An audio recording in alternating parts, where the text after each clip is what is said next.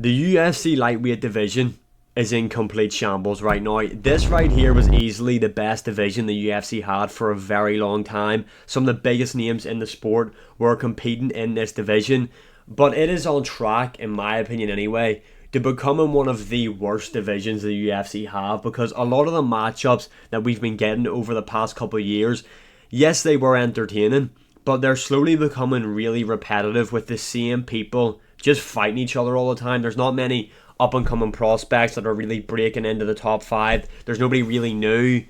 And it's not because they've just all lost. None of them are really getting an opportunity. Yes, you've had Rafael Fiziev and Benoit Saint Denis, but those are like the only two to really break through or get a big named opponent around the top 5 in a very long time, in my memory anyway. So today we're going to match make for everybody in the UFC's lightweight division. Let's sort this division out once and for all, get the correct matchmaking on the go. But just quickly, did anyone else fall for this? Because I know I did.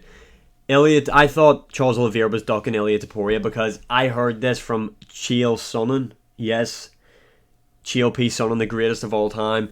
He was saying that Oliveira was only going to fight Topuria for the belt, and I believed him. And I believed him purely based off the fact of Islam Makhachev and his team have just openly ducked Charles Oliveira. They have just came out in the media and said they will not fight him next and made up a bunch of excuses. In my last video I spoke about how Islam Makhachev is scared to fight Ilia Topuria. That is true. And I thought Charles Oliveira was jumping on the bandwagon here with this from Chael Sonnen. But Oliveira himself came out and said, whoever I get told to fight, I'm going to fight. I believe that I could knock Ilia Topuria out. Bruh. So Oliveira is about that business. So he actually might be the true champion of the division and not Islam Makhachev because he's looking to cherry pick opponents. But this fight, this right here is giving me a lot of hope. Warm in my heart seeing Charles Oliveira say stuff like this. So this has made matchmaking in the UFC's lightweight division a lot easier. Let's not waste any time and get into the first matchup. Let's go for the champion, Islam Makhachev. He's coming off a win over Money Moicano. Was meant to fight Arman Tsarukyan at 311. There were rumours that he was going to fight Ilia Topuria next, him and his team. It hasn't been denied from the UFC yet, but Islam and his team have basically said they're not going to fight him next, so I'm assuming that they are not going to be fighting next. What I think for Islam next is do Arman Tsarukyan rebook that matchup. I know what Islam Makhachev wants, and that's the Justin Gaethje matchup, which doesn't make any sense at all. None whatsoever. Like, how can you... I don't even see an argument to be made that Justin Gaethje should be fighting for the belt. There's not an argument that anybody can make that makes any sense. Now, I know Arman kind of ruined UFC 311. He pulled out. Dana White said he needs to have one more fight. He's not going to walk back into the title shot and get a title matchup. But really, when you look at the rankings, if not Ilia Topuria, it has to be Arman Tsarukyan. There's nobody else. Nobody else whatsoever. I hate the fact that even Justin Gaethje's being spoken about. Doesn't make any sense whatsoever. Arman Tsarukyan is the guy. He's coming off a win over Charles Oliveira at UFC 300. Obviously, we haven't seen him since then. He was booked to fight Islam. Had a back injury. The guy's the number one contender. Him and Islam was close first time round. And I know at the start of the video I just said I hate the fact there's constant rematches in the UFC's lightweight division.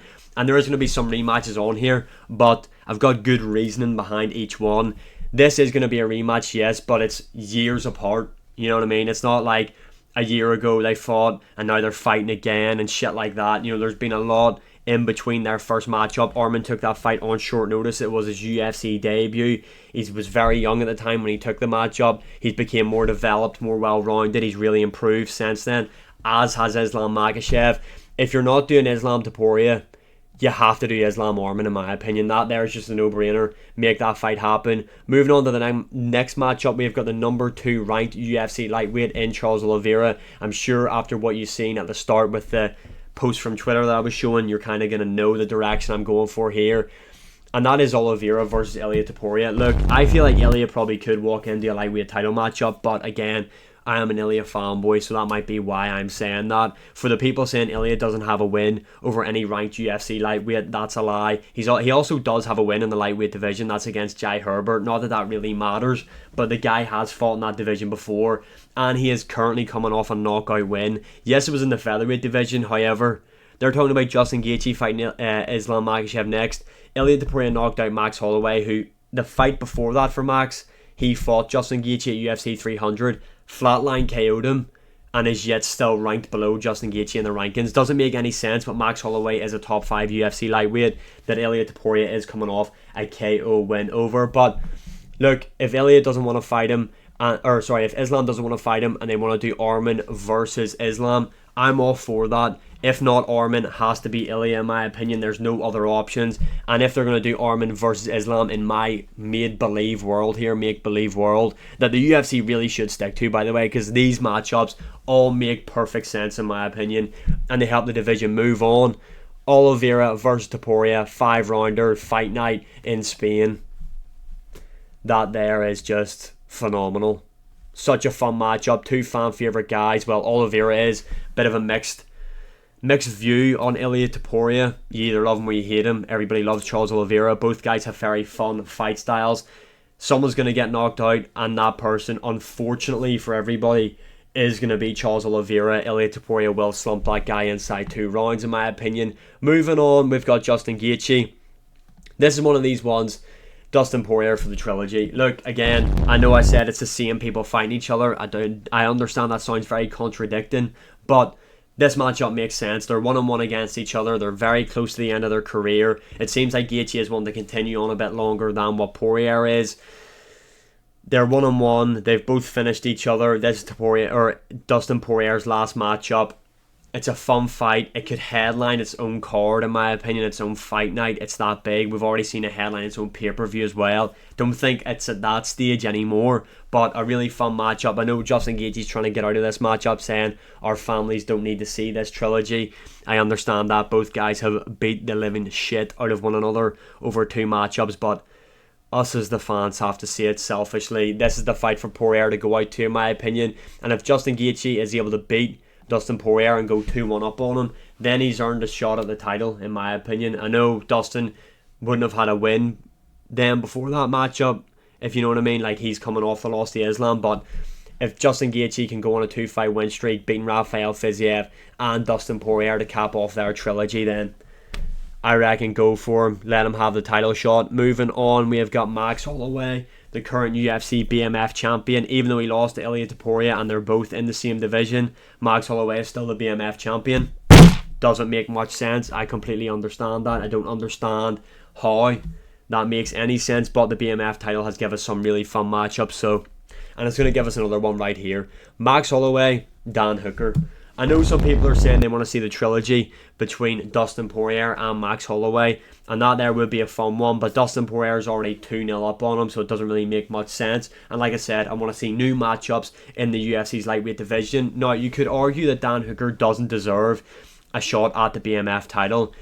He just embodies what BMF is, if we're being honest. He is a perfect fit for that category in the UFC. I know he's coming off a robbery win over Mateusz Gamrot that he really didn't win. I'm going to die on that hill. Gamrot beat him. And I know he just pulled out of a big matchup against Justin Gaethje as well, so the UFC might be reluctant to give him this big opportunity, but it's a new matchup. Both guys are fan favourites. It's a perfect co-main event to any fight card, in my opinion. Dan Hooker, Max Holloway, 5-rounder, BMF title matchup, fight of the year probably, absolute carnage from start to finish, that matchup. That is another perfect matchup to make in the UFC's lightweight division. Moving on, we have got Gamrot. Gamrot, we haven't seen him in a while, obviously coming off that robbery loss to Dan Hooker. Before that, he beat, was it Rafael Fiziev he beat? Or did he fight RDA before that? Let's have a look. Yeah, so obviously Rafael Fiziev got injured. It's still a win for Gamrot. He then beat RDA comfortably by decision, and then he got that robbery loss to Dan Hooker. One of those things, what can you do? For him next, I think he's going to have to welcome someone up the rankings. This is what I mean. We need to see new, fresh people in the rankings. Bahamontes coming off a big win, UFC 313 over Jalen Turner. He retired the guy. He's on a 3-fight win streak right now, and I'm pretty sure he's finished everybody in the first round. Yes, KO, submission. This guy is very well rounded, good grappling, dangerous off his back. We've seen that against Jalen Turner. Big puncher. He's big for the division. Let's get him up the rankings. I know it is a fairly big jump up, but if not, who else? Because I'm pretty sure Moicano and Gamrot are teammates, and if you are teammates and you've openly said that, I kind of just base it off the fact that you probably aren't going to fight. So that's that ruled out. Let's do Gamrot versus Bahamontes. Let's get new blood in this division. It'll be a big win for Mateusz Gamrot if he's able to beat the up-and-comer in Bahamontes. If Bahamontes is able to get the win over Gamrot, then that shoots him up the rankings. We've got a new, fresh bit of blood in the lightweight division in the top 10. This is another banger matchup. Moving on, we have got Beneil Dariush. At one point in time, this guy was the most underrated fighter in the UFC's lightweight division. He's got some great wins. He's obviously got a big win over Gamrot, Tony Ferguson, Drakkar Klose as well, which is a great win that not a lot of people talk about. Drakkar Klose is really talented in my opinion, and Beneil Dariush stopped him. That there was a very fun sequence, by the way. But he is on a 2-fight losing streak, not being knocked out in the first round by Charles Oliveira and Arman Tsarukyan. A lot of people think his time in the sun, Beneil Dariush, is over, but he's only really lost to the number 1 and 2 guy in the UFC's lightweight division. So, but what I think's next for him, it is Mauricio Ruffi. Again, let's get new blood in the rankings. Obviously, you've got Joel Alvarez, other guys outside the rankings. Joel Alvarez is fighting Benoit Saint-Denis. That's why, if you're wondering where Paddy Pimblett and all that is, let's just quickly go over the matchups that have been made already. We know that Paddy Pimblett is fighting Michael Chandler. This would then leave Moicano out. I think Moicano can fight Paddy Pimblett, win, lose or draw against Michael Chandler. Now, you might not agree if Paddy Pimblett wins, then he might be looking for someone else higher up the rankings, and I do understand that. But Moicano, Pimblett, two big personalities. It could headline a fight night in London or Liverpool. Sorry, it'd be massive. And also, Moicano is coming off, yes, a loss to Islam Makhachev, where he got beat very quickly, if we're being honest. But the UFC can spin the narrative of when they're trying to build Paddy Pimblett Moicano, especially if Pimblett wins.